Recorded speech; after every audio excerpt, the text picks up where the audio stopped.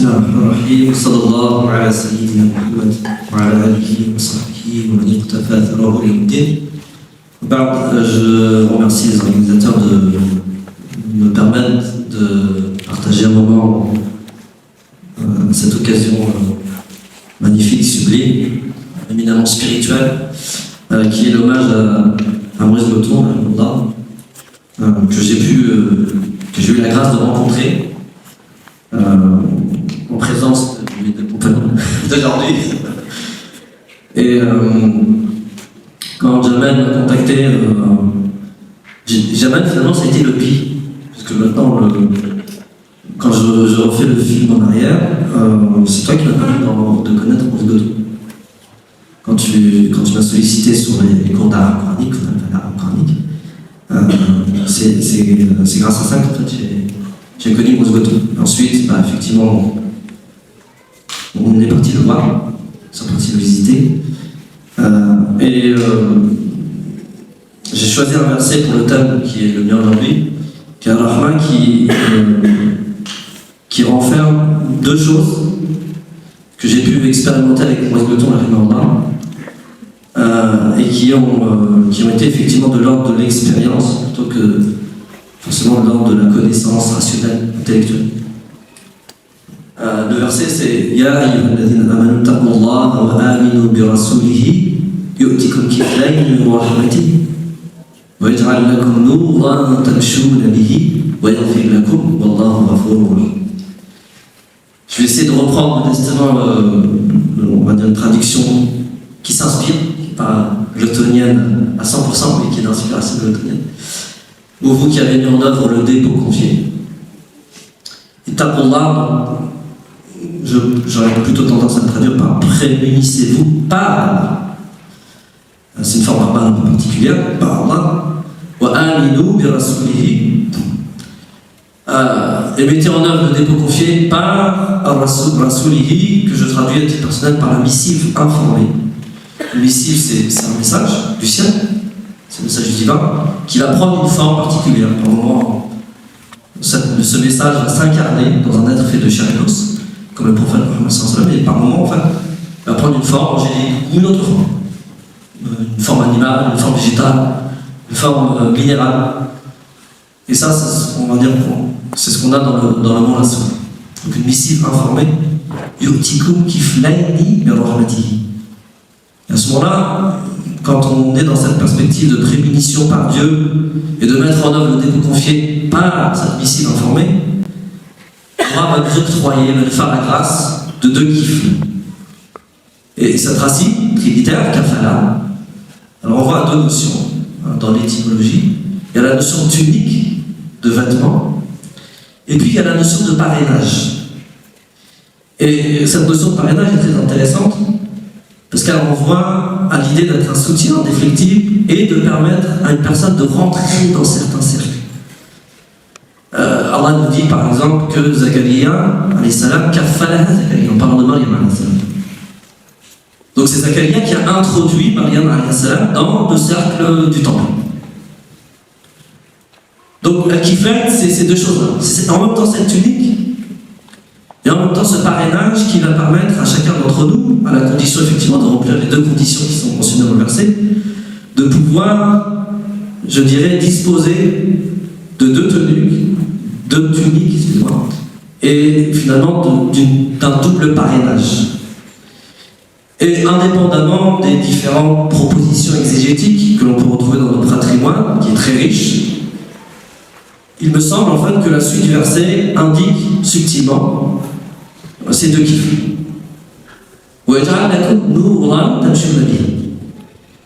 Et ça, c'est la première impression que Maurice Goton m'a laissé sur moi. Et je m'en rappellerai comme si c'était aujourd'hui, quand on est rentré, on a été accueilli par sa dame, et on est rentré dans le salon, et mon âme s'est posée sur son visage, et j'ai pas vu un visage. J'ai vu une lampe. J'ai vu quelqu'un d'illuminant. J'ai vu quelqu'un de rayonnant. Et le verset en réalité c'est An-Nur. Il y a plusieurs idées, on va dire étymologiques, qui sont liées à cette racine-là. même cette notion de lumière ou d'illumination, et puis surtout aussi cette notion d'énergie. C'est pour ça que Allah dit ici dans le verset, il dit c'est par ce nour, le nour comme moteur, qui nous permet effectivement de cheminer.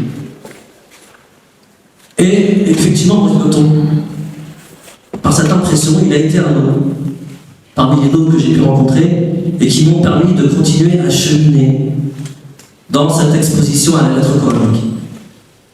Ce qu'il a été, j'ai envie de dire, sans que je sois un disciple, sans que je sois initié de ses mains, j'ai envie de dire, c'était une initiation à distance et une initiation par une présence nourique, je vais la dire comme ça, une présence nourique.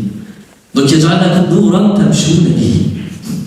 effectivement, dans le monde francophone, on peut dire qu'effectivement, Moïse Goton, n'était pas et toujours un mot qui nous permet de cheminer,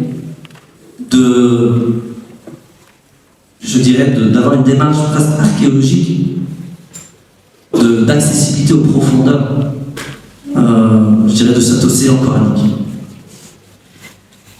Et la deuxième racine, le deuxième lien que je fais avec Moïse Goton sur ça, et je me rappelle très bien, je ne sais pas si jamais je te rappelle, mais le partage qu'on a eu, c'était autour de la racine Rafara. Ça m'a tellement marqué que j'ai vraiment encore souvenir de sa gestuelle, etc. Et il avait partagé avec nous ce que moi j'appelle le principe de filiation sémantique, que lui appelait le cousinage. C'est-à-dire que pour 3 lettres, ici la racine Ra, le Ray, le Fa et Ra, toutes les racines qui ont ces 3 lettres-là, dans des ordres différents, sont liées d'un point de vue sémantique. Il y a un sens commun, on pourrait dire un métasens, qui permet de les lier entre eux. Et le partage qu'on a eu, c'était autour de cette question-là, du cousinage que l'on peut avoir dans la racine Rafara. La racine Rafara, souvent, elle est traduite par le pardonner, par pardonner ou le pardon. Et lorsqu'on revient encore une fois à l'étymologie, on se rend compte que c'est toujours beaucoup plus riche. Une petite parenthèse méthodologique qui est non pas encore platonienne mais inspirée, de le temps personnel, c'est lorsqu'on fait ce travail de retour à l'étymologie, de trouver, en tous les cas ça m'a été l'enchaînement, de trouver des matériaux qui appartiennent à ce que j'appelle le monde des symboles. Nous sommes les êtres humains, faits à l'image d'Allah, pour devenir faits à l'image d'Allah en puissance, c'est en capacité, en possibilité d'être effectivement à son image, et c'est le devenir que nous devons réaliser, concrétiser, l'accomplir. Et pour ce faire, on ne peut pas accéder directement à Dieu. Dieu dépasse le monde spatio-temporel qui est le nôtre. Et l'accessibilité, elle est rendue possible par la manière dont Dieu lui-même se donne à être connu de nous, les êtres humains, qui sommes appelés à évoluer dans ce monde. Et c'est le monde que j'appelle le monde des symboles. Et Dieu fait ça avec, je dirais, toutes ces facettes avec lesquelles il se présente à nous et il se donne à être reconnu. Le premier exemple que je vais prendre, c'est justement ce principe de Rahman, ce concept de Rahman, qui vient de la racine Rahama. Lorsqu'on étudie et on ramasse les matériaux étymologiques du monde des symboles qui renvoient à cette racine-là, on trouve la matrice. Et ensuite, pour monter, parce que le Coran, de certaine manière, il a confirmé les matériaux étymologiques des arabes du monde coranique, et il les a sublimés. Sublimés, c'est-à-dire qu'il leur a permis d'avoir une dimension métaphysique. Les arabes du monde coranique, leur préoccupation n'est pas du tout métaphysique. C'est un peuple, car là, on dit primitif, dans le sens noble du terme, attention, c'est pas Robinson Crusoe. Primitif, ça veut dire qu'il n'y a pas de civilisation. Ses préoccupations sont des préoccupations primitives. Donc, quelque part, des êtres humains qui sont vierges de toute influence civilisationnelle, et notamment, probablement, de toute pensée sur les questions de la métaphysique. Et le Coran, en fait, il est venu confirmer ces matériaux étymologiques et les sublimer, c'est-à-dire leur donner une portée métaphysique.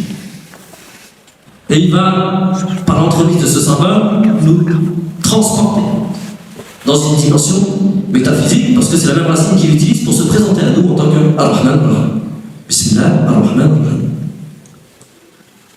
Et me semble-t-il, pour pouvoir justement monter du symbole à la symbolique, il me semble qu'il faut passer par effectivement le symbole, selon deux aspects.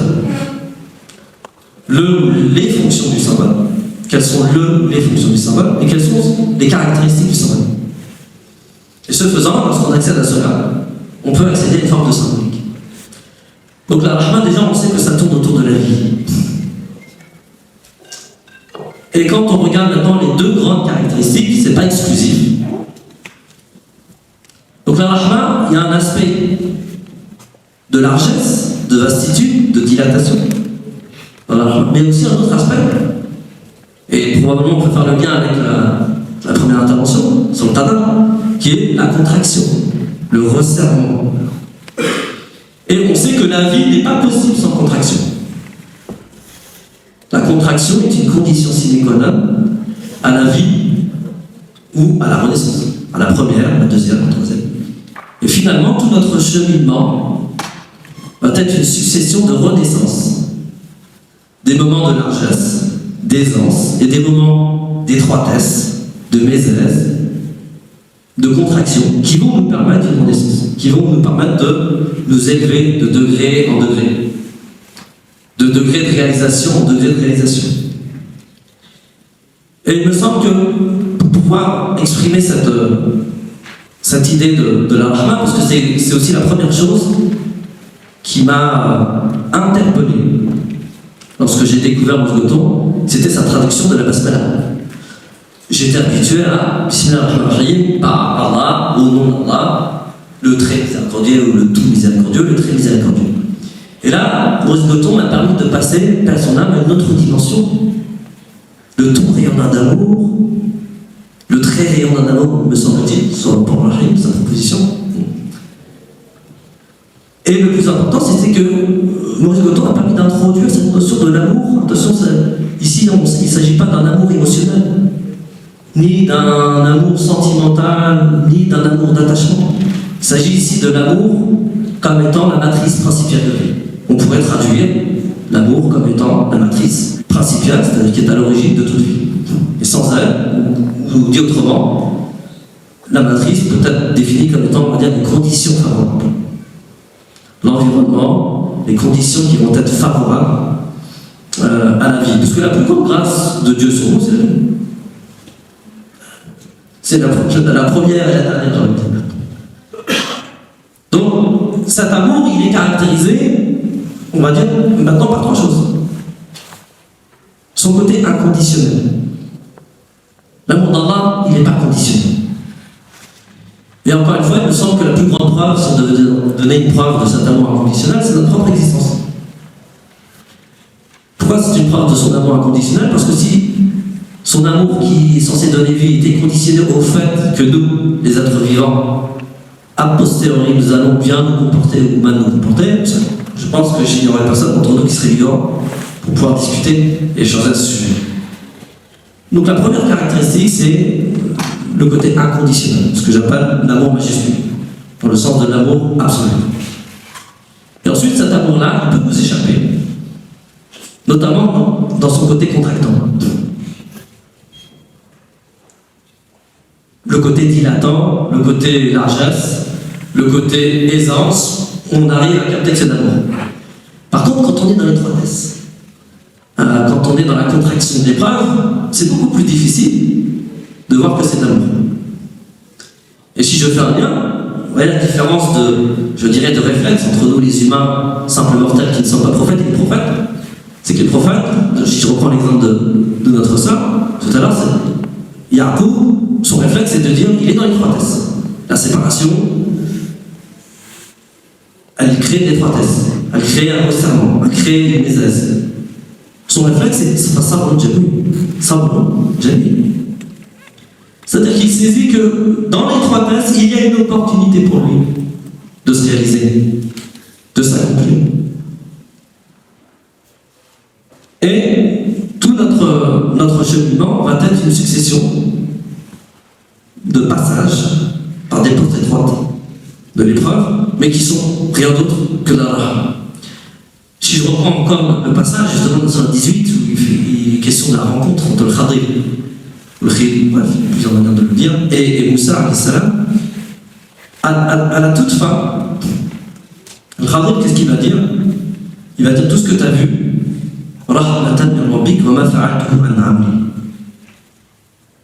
tout ce que tu as vu procéder de la rahma. Sauf que, vu que tu n'avais pas encore expérimenté ce type de savoir, la rahma t'a échappé. Tu s'apportes de bateaux, de personnes qui t'ont permis de traverser le fleuve sans aucune compensation monétaire. Tu tues un enfant qui n'est pas encore dans l'âge de la responsabilité. Tu aides une contrée qui n'a même pas dédaigné donner les droits les plus élémentaires du voyageur. En apparence, c'est pas de l'argent.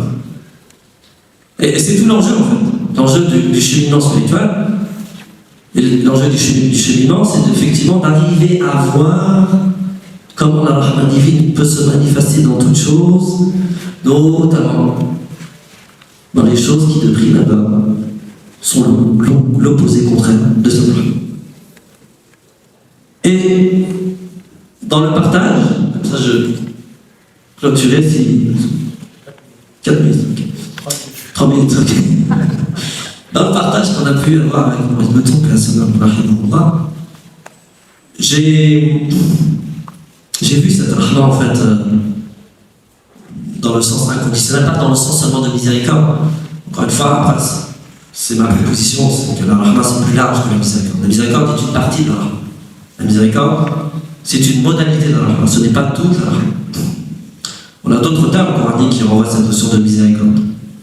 On a Allah quand il se présente à nous, en tant que Raouf, là il y a une question de miséricorde, c'est-à-dire de considération de l'état misérable d'une chose. C'est ça que ça veut dire la miséricorde, ça va du cœur pour la misère de la difficulté, la souffrance qui est traversée par l'âme. La rahma c'est plus global. Wa rahmati wasi'at kull shay. C'est la mot majuscule, si on est d'accord sur cette définition-là. La majuscule, en fait, embrasse toute chose. Et toute autre chose n'est qu'une modalité, par moment, facilement appréhendable, de certains mots majuscules, et par d'autres moments plus difficilement appréhendables. Et c'est là où on comprend, finalement, aussi, on peut comprendre, c'est pas. Le fait que ce maître disait, recherche le deuil. Parce que le deuil, le resserrement, le passage étroit, c'est ce qui va nous permettre, en fait, de passer à une autre étape. Mais tant qu'on est dans ce que j'appelle moi les stratégies d'évitement, parce que quand ça semble aussi, on a tendance quand même à essayer de voir si c'est pas mal de faire demi-tour.